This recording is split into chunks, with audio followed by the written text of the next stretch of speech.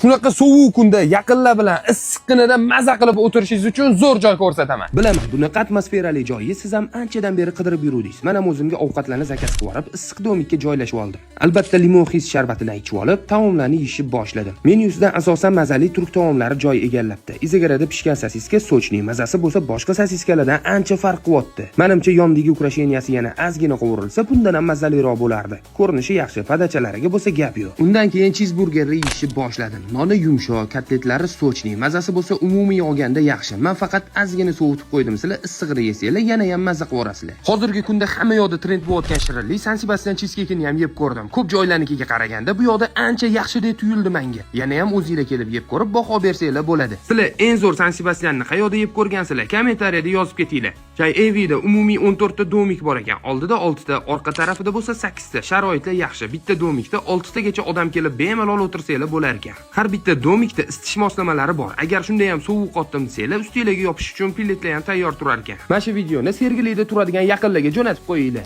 Manzil Sergeli Sug'diyona ko'chasi, Arinter Sergeli hokimiyati, aniq lokatsiya Telegram kanalida.